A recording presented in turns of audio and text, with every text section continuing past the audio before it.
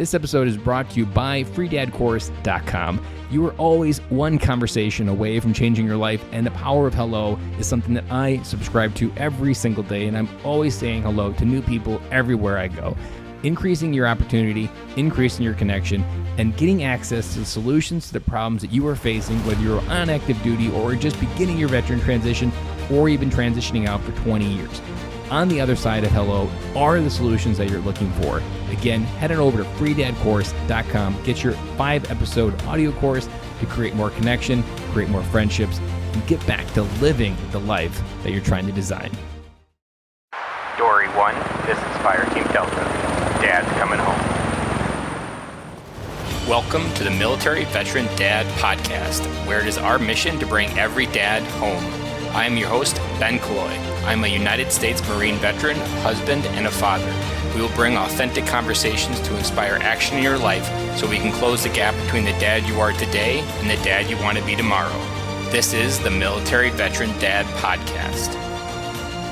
Welcome back to another episode of Fatherhood Friday. Today, our topic is going to be a retrospection of my year up to this point. And I want to highlight one single point that I believe, if you've been following my journey, if you've been following these Fatherhood Fridays, you understand that I've been doing a lot of different things and a lot of things to move my life into a place that I've never been, moving more and more into a stay-at-home dad life, to moving more and more into a version of the mirror that I've never seen before, growing a beard, losing weight, doing 75 hard. These are things that I've never come close to doing that type of commitment in my entire life that I can remember, probably since the Marine Corps. But despite that, there was so much growth before that in the last 5 years, I would say I grew exponentially, emotionally, emotional intelligence, and understanding friends, being able to understand my value. But there was one truth that I had ignored, and really, looking back, I was lying to myself that, you know what, Ben? I think if you do all this other stuff over here and you avoid over here, I think you can get where you want to go. I never got where I wanted to go. And if anything, everything was accelerated. And as you know, if you're following the podcast, January 27th changed it all when I lost my job. And so that kind of opened up this wound of like, what's next? What does this make possible? That's something that is a question that I use very regularly to really open my world up to, okay, this devastating thing happened, like losing my job. This devastating thing happened like COVID. What does this make possible? In the idea context of me losing my job, that was I could potentially get the stay-at-home dad life that I want. In the context of COVID, I was like, I want to be a better person on the other side of quarantine. And so I started the 75-day hard journey because I wanted to, when the world opened up, I wanted to be closer to the person that I saw on the inside, but didn't see on the outside. And that leads me to the point that I want to make sure everybody understands, if you've been following my journey, and if this is the first time you've been listening to the podcast, welcome to the show. I appreciate you. Go back and check out the Fatherhood Fridays. We've been doing them every Friday since the beginning of the year. These Fatherhood Fridays have been the dialogue of my journey in my life and my wisdom that I've learned.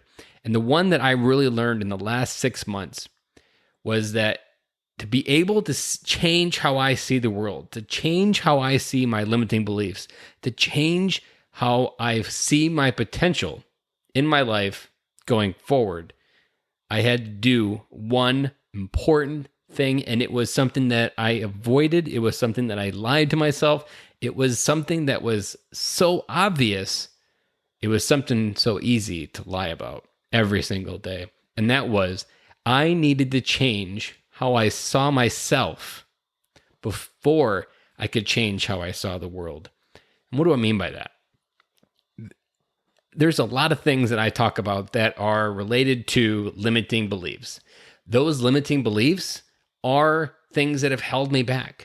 You know, a lot of Fatherhood Friday stories are me having a limiting belief that I've unpacked and I've been able to move forward. But limiting beliefs are okay, but there is something beyond that is actually, once to be able to move past the limiting belief, you have to change how you see yourself moving into the world. It's one thing to think that, like, you know what, I believe that this is probably something I've operated way too long on, like staying on the bench in baseball. In my head, I was always still sitting on the bench. But that doesn't actually change to you to becoming a doer automatically, because the part that I was really missing, and the point of this particular episode is, when I looked in the mirror, I did not see the person that I desired to be moving forward. I still saw someone that was weak. I still saw someone that was incapable of doing big things in his life. I still saw the person that got picked on and punched in high school and middle school. I still saw the guy that no one wanted to hang out with. Everybody would have a reason not to hang out with. I still saw that guy that never really fit in anywhere in the mirror. And what I did by going on 75 hard in all the different areas was I physically changed how I viewed myself in the mirror, because I grew a beard, I lost weight, I stood with more confidence. I now wear a smaller size shirt. Every time I put a smaller size shirt on, I'm kind of renewed that I was able to move into a different way or different idea or a different me in many cases. But the idea that I want to get across to you is that for me is I had to change the person I was looking in the mirror. Because when I started to change the person looking back, I started to believe I was capable of doing the things that I felt like I wanted to do, and I knew I wanted to do, and I was dreaming about on the inside.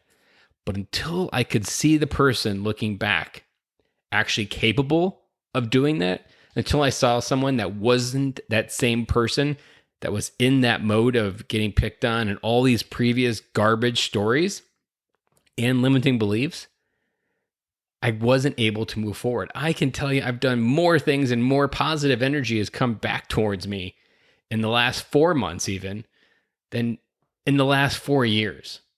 And I can attest to it that as I changed in the mirror, I was able to talk with more confidence on Zoom calls, because as I was looking back in the video, I didn't see someone that I didn't enjoy. I saw someone that was like, you know what, that guy looks like a badass. And that badass would come out in my energy. And that allowed me to have more confidence in a conversation, to make a quote and say, hey, would you like me to be your coach? That came from me being able to look in the mirror and say, I'm proud of who you are and I'm proud of where you're going. But for as long as I was on this journey, I was telling myself, I don't like who you are in the mirror, but I'm just going to keep going on this inside work. And hopefully I can get to where I want to go without that on the outside. And I could just keep trying, because trying was good enough, but it doesn't get you to where you want to be. For me, the single biggest thing that I have done to radically change my life in the last 6 months is I began to change who I saw when I looked in the mirror.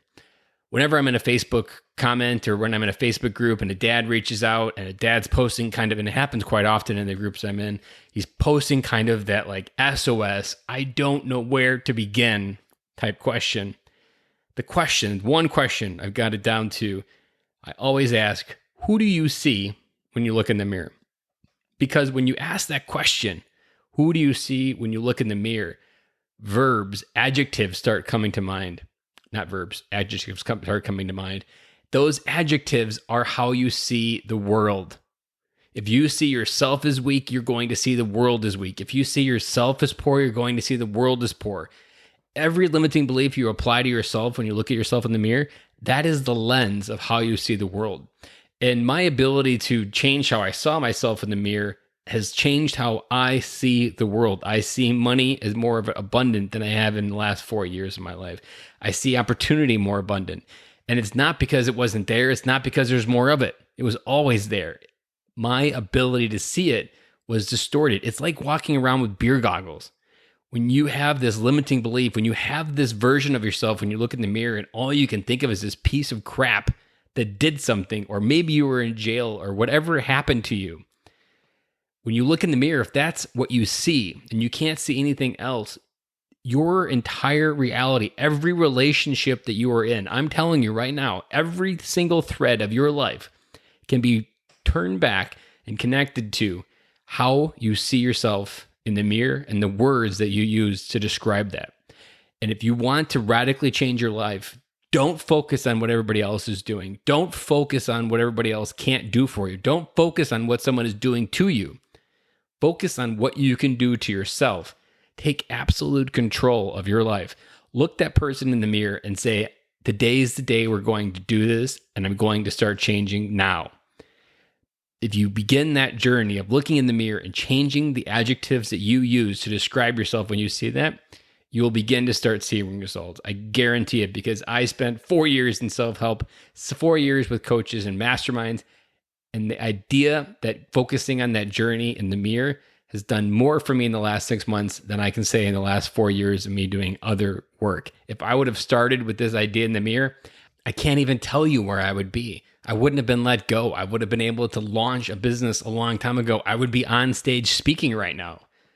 Because I'm telling you, the person you see in the mirror is how you see the world. It's how you see every relationship in your life. It begins with how you see yourself. That self-image is so important.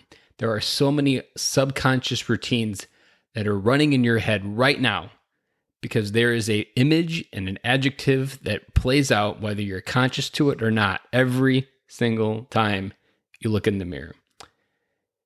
So dads, the core message today is look in the mirror.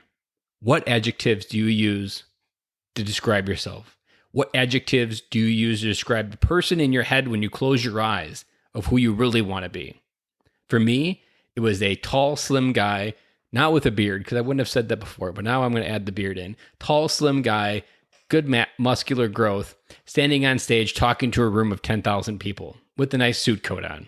And it doesn't look bulky or like Fat Man in a little coat from Tommy Boy. That's who I always saw in my head.